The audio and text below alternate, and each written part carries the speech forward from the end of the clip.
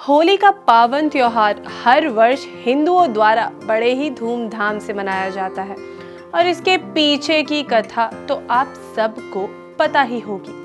अगर नहीं पता तो आपकी जानकारी के लिए बता दें कि होली का त्योहार हिंदू धर्म में एक बहुत ही बड़ा उत्सव माना जाता है और इस दिन भी लोग बुराई पर अच्छाई की जीत का जश्न मनाते हैं। ये जश्न इसलिए मनाया जाता है क्योंकि पौराणिक कथा के अनुसार हिरण्यकश्यप प्राचीन भारत में एक राजा था जो एक दानव की तरह ही था। वो अपने छोटे भाई की मृत्यु का बदला लेना चाहता था जिसे भगवान विष्णु ने मार गिराया था। इसीलिए सत्ता पाने के लिए राजा ने वर्षों तक प्रार्थना की।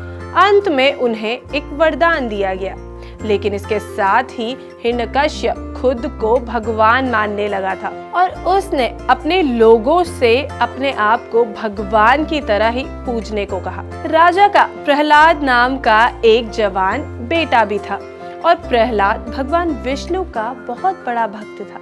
प्रहलाद ने कभी अपने पिता के आदेश का पालन नहीं किया और भगवान विष्णु की पूजा करता रहा। राजा इतना कठोर था कि उसने अपने ही बेटे को मारने का फैसला किया क्योंकि प्रहलाद ने उसकी पूजा करने से इनकार कर दिया था।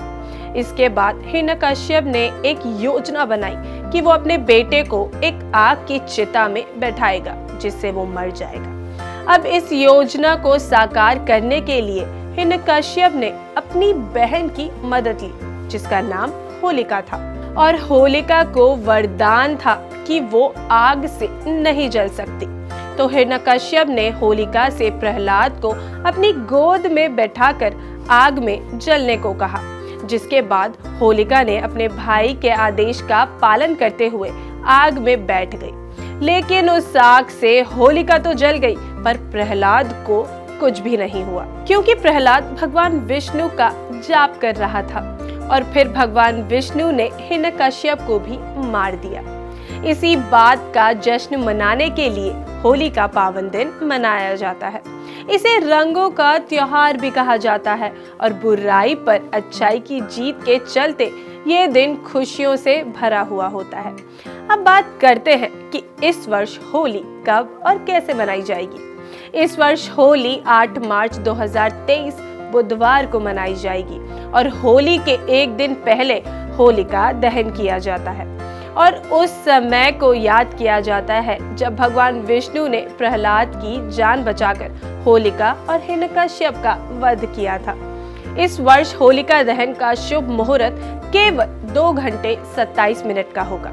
7 मार्च 2023 मंगलवार को शाम 6:24 से लेकर रात 8:51 तक इसका मुहूर्त रहेगा। इसी बीच होलिका का दहन करना शुभ माना जाता है। इसी के साथ साथ फाल्गुन पूर्णिमा तिथि 6 मार्च 4:17 से प्रारंभ होगी और इसका अंत 7 मार्च 6:09 पर होगा। अब आपको बताते हैं कि इस बार होलिका दहन की सही पूजा विधि क्या है।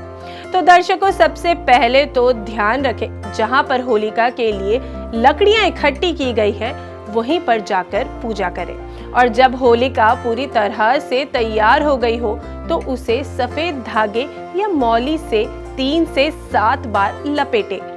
फिर उसमें पवित्र जल, कुमकुम और फूल छिड़क कर पूजा करें। पूजा के बाद विष्णु जी का नाम लेकर होलिका को शाम को जलाने के लिए योग्य किया जाता है। आपको बता दें, लोगों की ऐसी मान्यता है कि होलिका जलाने से लोगों के मन में चल रही अनेक परेशानियां भी होलिका के साथ जल जाती है और बुराई का अंत होकर अच्छाई सबके साथ रहती है। और इतना ही नहीं, होलिका जलाने से घर में समृद्धि और धन का लाभ भी होता है। ये पूजा करने से लोगों को बुराई से लड़ने की शक्ति मिलती है। तो दर्शकों, होलिका जलाने के लिए हम लकड़ियों का इस्तेमाल करते हैं, लेकिन हमें लकड़ियों का चयन भी सोच समझ कर करना होता है। आपको बताते हैं कि कौन सी लकड़ियां आपको होलिका जलाने में इस्तेमाल नहीं करनी चाहिए। हमें पीपल, बरगद, शमी, आंवला, नीम, आम, केला और बेल की लकड़ियों का इस्तेमाल नहीं करना चाहिए क्योंकि हिंदू धर्म में इन पेड़ों को पवित्र और बहुत ही पूजनीय माना जाता है और इनकी लकड़ियों का इस्तेमाल पूजा और शुभ कार्य के दौरान होने वाले यज्ञ आदि में इस्तेमाल किया जाता है। इसीलिए होलिका दहन के समय इन लकड़ियों का इस्तेमाल नहीं करना चाहिए। होलिका दहन के दौरान कुछ ऐसी बातें हैं जो आप कर सकते हैं और ऐसा करने से आपके भाग्य में वृद्धि होती है। सबसे पहले तो पूजा के दौरान आप नारियल के साथ पान और सुपारी अर्पण करें। ऐसा करने से सोए हुए भाग्य जाग जाते हैं और घर में नकारात्मकता को दूर करने के लिए पूरे परिवार के साथ होलिका जलाते वक्त नारियल ले और इसे 7 बार अपने और अपने परिवार की ओर वार ले और होलिका में डाल दे। ऐसा कहा जाता है कि इससे सारी नकारात्मक ऊर्जा होलिका के साथ जल जाती है। होलिका के दिन अपने सामर्थ्य अनुसार गरीबों को दान दे। ऐसा करने से आपको भाग्य में वृद्धि जरूर मिलेगी।